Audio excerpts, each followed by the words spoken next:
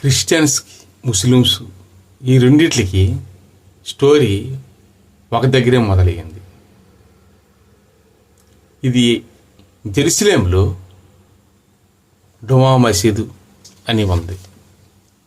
అలాగే golden temple అంటారు కూడా, అది జెరూసలేం. అయితే ఇక్కడ అబ్రహాం గారు దీనికి మెయిన్ బలమైంది. క్రిస్టియన్స్, ముస్లిమ్స్ రెండు అదే వర్గంలో వచ్చింది. అంటే ఒక విధంగా చెప్పాలంటే ఒక మర్రి చెట్టు అనుకుందాం, రెండు జడ్లు వచ్చాయి, అటో జడ్డ ఇటో జడ్డ, కానీ భూమి మీద ఉన్నది ఒకటే మొదలు కదా. అయితే అబ్రహాం గారు ఎన్ని సంవత్సరాలు అంటే 170 సంవత్సరాలు ఆయన బ్రతికినది అబ్రహాం గారు. అయితే ఇక్కడ అబ్రహాం గారి స్టోరీయే తీసిరు. అబ్రహాం గారి తండ్రి తెరహావు. ఆయన క్రిస్టియనా, ముస్లిమా, హిందువా ఎవరని అని దేవుడు ఆయన తెలియదంటే, ఆయన ఒక అన్యుడు, అంటే దేవుణ్ణి ఎరగనవాడు అన్యుడంటే. అంతేగాని హిందూ అని అక్కడ హిందూ ఎందుకు ఉంటుంది? సింధు నది పక్కన మన దేశం ఉంది. సింధు నదిని అలాగలా పిలిచి హిందూ దేశం అని సరి పక్క ఎక్కువ, సింధు నది పక్కన ఎక్కువ క్రిస్టియన్స్, ముస్లిం తక్కువ. దాన్ని హిందూ అని అనుకుంటారు. సింధు నది పక్కన ఉంది మన దేశం. సింధు నది ప్రక్క దేశం మంది, అది హిందూ నది అని సరే హిందూ నది అంటారు, సింధు నది సరే పక్కన పెడతాం.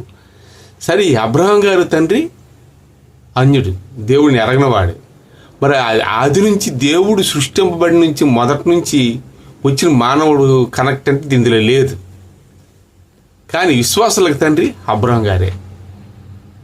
ఇక్కడ అబ్రహాం గారికి 2 భార్యలు అయితే ఆయనకి అబ్రహాం గారికి అసలు పిల్లలు లేరు. పిల్లలు లేనప్పుడు తెరహావు కొడుకు అబ్రహాం గారు. ఈయన అన్యుల నుంచే ఉండే వ్యక్తిని ఈయన్ని దేవుడు ఏర్పాటు చేసుకున్నాడు. అది మనం అన్యుల నుంచే దేవుడిని నమ్ముకోను, దేవుడిని ఎరగన వాళ్ళేమో దేవుడిని ఎరిగాం అంతే. ఇంతకుముందు ఏది మొక్కామా అది మొక్కామా అనేది కాదు, క్వశ్చన్ కాదు. మొక్కచ్చు మొక్కపోవచ్చు, అక్కడ మొక్కిన ఉపయోగం ఏముంది కదా, మొక్కకపోయినా ఏం ఉపయోగం ఉంది. కానీ ఎప్పుడు వచ్చామనేది కాదు, ఇప్పుడు మనం సరిగా ఉన్నామా లేదే కావాలి. అయితే అబ్రహాం గారు భార్య సారా, తర్వాత హాగర్. సారాకి పిల్లలు లేరు. పిల్లలు లేకపోతే హాగరుని దాసిగా ఇంట్లో పనిచేసిన ఆవిడ హాగరు తరక. అయితే సారాయికి పిల్లలు దేవుడు ఇస్తానని చెప్పాడు. 90 సంవత్సరాలు దాటిన తర్వాత ఈవిడికి పిల్లలు దేవుడు వాగ్దాన ప్రకారంగా దేవుడు మాట్లాడి దేవదూతలు మాట్లాడితే ఆహాహా నవ్వుతాయి. దేవుడు మాట్లాడితే ఈవిడి ఎటకరించేది, నాకు పిల్లలు ఇప్పుడు పుట్టడమేడి, నా వయసు 90 సంవత్సరాలు దాటిసింది కదా అని అనుకుంటుంది. కానీ దేవుడు ఎప్పుడైనా ఇవ్వగలడు. దేవుడు ఎప్పుడైనా పిల్లలు ఇవ్వాలంటే ఇవ్వగలడు. దేవుడు అంత శక్తివంతుడు. కానీ ఆవిడ నవ్వింది. సరే, హాగర్ని తన భర్తకి పెళ్లి చేసింది. ఎందుకు పిల్లలు లేదు కదా పుడతారని. ఆయనకి ఇస్మాయిల్ పుట్టారు, ఆయనకి హాగర్కి. ఈమెకి కూడా పిల్లలు పుడతారు. ఆయన ఇసాకు. అయితే ఇసాకు దేవునికి, ఎందుకంటే విశ్వాసులకు తండ్రి అబ్రహాం గారు సరైన ఇది అయినవాడు. ఇసాకును బలినివ్వడానికి ఇస్తాడు. డుమా టెంపుల్ జెరూసలేంలో ఉంటుంది, గోల్డెన్ టెంపుల్ కూడా అంటారు. అక్కడ బలి ఇవ్వడానికి ఈ రోజున కూడాను జెరూసలేం క్రిస్టియన్స్కి, అందరికీ, ఇస్రాయేల్కి అన్ని సెంటర్ అనుకుంటాం. కానీ ఇప్పుడు అక్కడ ఉన్నది సొలొమోను మహారాజు కట్టిన దేవాలయం పడగొట్టారు. అంతకుముందు దేవాలయం పోయింది. ఇప్పుడు 3వ దేవాలయం కట్టినప్పుడు యేసు ప్రభు వస్తారని ఉంటుంది. అయితే యేసు మేఘారుడే వచ్చినని ఖురాన్ 43:68 ఉంది. యేసు వస్తాడు రెండోసారి, 3వ యుద్ధం జరుగుతుంది అనమాట ఆ దేవాలయం కట్టేటప్పుడు. అది నిజమా స్టోరీ, వాళ్ళు కూడా ఒప్పుకుంటారు. అయితే యేసు ప్రభు మన ప్రకటన గ్రంథం 7వ అధ్యాయంలో బైబిల్లో కూడా ఉంది, యేసు మేఘారుడే వచ్చినట్టు. ప్రతి ఒక్క నేత్రంలో రొమ్ములు కొట్టుకుని ఏడుస్తారని.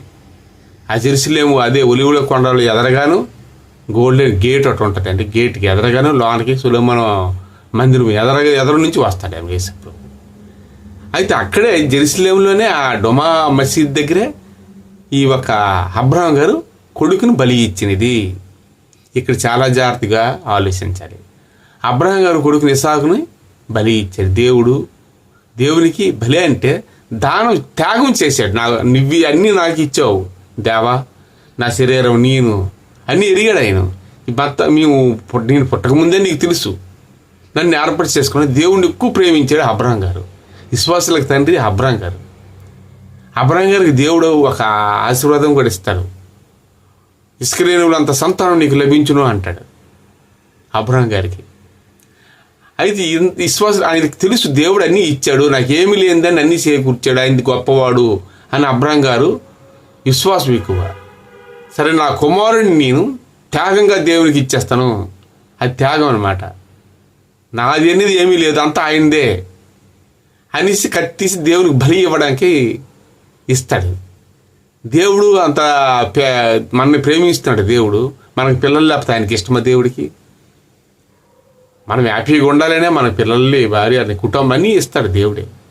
కత్తీసి కోస్తున్న సమయం అప్పుడు ఆ తుప్పల నుంచి ఒక గొర్రె వస్తుంది, వచ్చి ఈయన కొడుక్కి బదులుగా గొర్రె కట్ల మీద పడుకుంటుంది, దాన్ని బలిస్తాడు. దేవుడు ఎక్కడ ఎలాగా రక్షించాలి రక్షిస్తాడు. దేవుడు మనమంటే ప్రాణం, మనకి ఎంతో కాపాడిన వాడు దేవుడు. మన సంతోషమే దేవుని సంతోషం, చిన్న విషయం కాదు. అందుకే అబ్రహాం గారు ఇంకా ఎక్కువ ప్రేమిస్తారు. ఆ అబ్రహాం గారి వంశంలోనే అన్నీ మొత్తం అని వచ్చాయి. ఇది ఇక్కడ అబ్రహాం గారు 170 సంవత్సరాలు బ్రతికారు. అబ్రహాం కన్నా ముందు చరిత్ర అంతా చాలా బైబిల్లో ఉన్నది, అదంతా ఇందులో లేదు అసలుకి. ఇది ఇక్కడి నుంచే వచ్చేసింది. అబ్రహాం తలకు మనవలే వాళ్ళే ఈ నోహావు, ఆనోకు, అబ్రహాం గారు కొడుకులు ఆనోకు, తర్వాత నోహావు గారు. ఇదంతా జలప్రవాహం చేత మళ్ళీ నాశనం అయిపోయింది అబ్రహాం టైం అప్పుడే. అలాగే లోతు భార్య అబ్రహాం అనగా లోతు దేశం అంతా పాపంతో నిండినప్పుడు నాశనం చేసేయడం, భూమి మీద ఉన్న అబ్రహాం గారు అన్నయ్య పిల్లలంతా ఆ లోతుని కాపాడడం, ఇదంతా అక్కడే జరిగింది. అప్పుడు పోయింది. తర్వాత నోహావు టైం అంటే మొత్తం అయిపోయింది. మళ్ళీ కొత్తగా జనాలు సృష్టింపడ్డారు అబ్రహాం గారి వంశంలో. ఇదంతా కూడా అయితే అబ్రహాం గారు తనకు ఎందుకంత ఈ స్టోరీ చెప్తాను. ఇటు ముస్లిమ్స్, ఇటు క్రైస్తవులు, ఈ రెండు కూడా అబ్రహాం గారి వంశం నుంచే వచ్చింది. దేవునికి ఎంత త్యాగం చేశాడంటే, ఈయన బలి ఇచ్చాడంటే నిజంగాను అబ్రహాం గారు చెప్పుకోవాల్సిందే. మనం ఎవరైనా ఇస్తామా? ఎవడు బలి ఎవడు? ఎందుకంటే దేవుడు మనకు అన్ని ముందే చెప్పిస్తున్నాడు, కళల ద్వారా వీటి ద్వారా. సారాయి అయితే ఎంతో కృతజ్ఞతగా దేవుడు ఇచ్చాడు. సారాకి కడుపులో ఆమెకే, సారాకే ఈయన ఇసాకు పుడతాడు. అలా ఇంకో భార్య పిల్లలు ఇస్మాయిల్ అయ్యారు. వాళ్ళు ఇస్మాయిల్ అంటారు ముస్లిమ్స్. అయితే ఇక్కడ వాళ్ళకు దిశలిపోయి అక్కడి నుంచి వాళ్ళు అల్లాని ప్రార్థించుతూ, అబ్రహాం గారు దేవుడు ఏదైతే ఆ దేవుడిని, నిజమైన దేవుడిని అల్లా అండి, ఇంకేం కాదు. ఇది ఒక అరణ్య ప్రదేశం వైపుకి వెళ్ళిపోయి ఆ బిడ్డను తీసుకెళ్ళిపోయి హాగర్ గారు రెండో భార్య పిల్లలు అక్కడ వాళ్ళు జీవించే జంజం బాయ్ అని చూసారా, ఎప్పుడు కూడా నీరు ముస్లిమ్స్ తెచ్చుకుంటారు. అలాగే అక్కడ కాబా దగ్గరికి వెళ్తారు, మక్కా. అదే ప్రాంతంలో అదే దిశలో పరలోకం నుంచి 2 రాళ్ళు కూడా పడతాయి, 4. అదే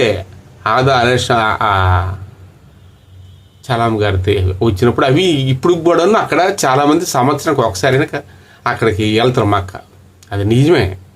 అయితే ఇక్కడ ముస్లిమ్స్ క్రైస్తవులకి ఏంటి తేడా అంటే, క్రైస్తవులు ఇసాకు ఆశీర్వదించిన పిల్లలు మేము, ఇసాక్కి దేవుడు ఆశీర్వదించిన ఇసాకుతో పిల్లలమే మేము అని ఇలా అంటారు. వాళ్ళు ఏమంటారంటే, ఇంకో భార్య ఉన్నది కదా హాగరు కొడుకున్నారు కదా ఇస్మాయిల్ దేవుడు బలి ఇచ్చాడు, ఆయన తనకు ఆశీర్వాదం మేము అంటారు వాళ్ళు. ఇస్మాయిల్ బలి ఇవ్వబోయాడు, దేవుడు దానికి బదులుగా గొర్రెని తీసుకున్నాడు అని వాళ్ళు అంటారు. వీళ్ళు ఇసాకునే ఈ బైబిల్ ప్రకారంగా ఇసాకునే బలి ఇచ్చారు, మా ఒక తండ్రే ఇసాకు బలి బదులుగా ఇది గొర్రె వచ్చిందని వీళ్ళు అంటారు.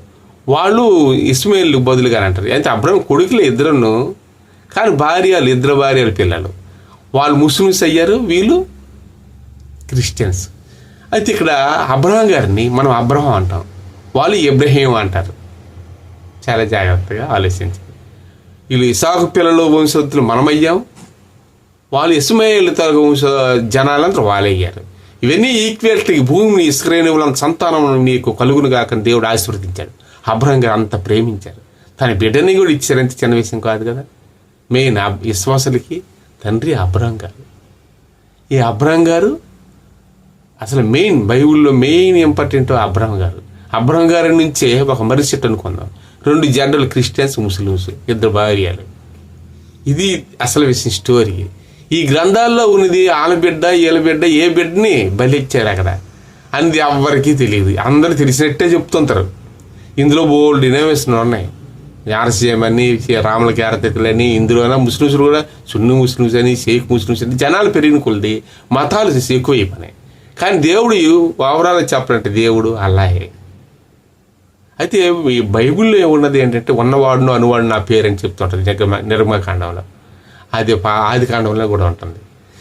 సరే, ఇవన్నీ పక్కన పెడదాం. ఇవన్నీ అదే అల్లా ఒరిజినాలిటీ. ఇప్పుడు కూడాను అది తాతల నుంచి కాబా దగ్గర ఉంటుంది. అక్కడ పరిశుద్ధత ఉంటుంది. మెయిన్ సృష్టి అంతా అక్కడే జరిగింది మొత్తం టోటలీ. అక్కడ ఊరు అని ఒకటి ఉంది. అక్కడ అబ్రహం గారు అసలు ఊరు దాని పేరు. అక్కడ ఉన్నారు ఆయన పుట్టిన గ్రామం.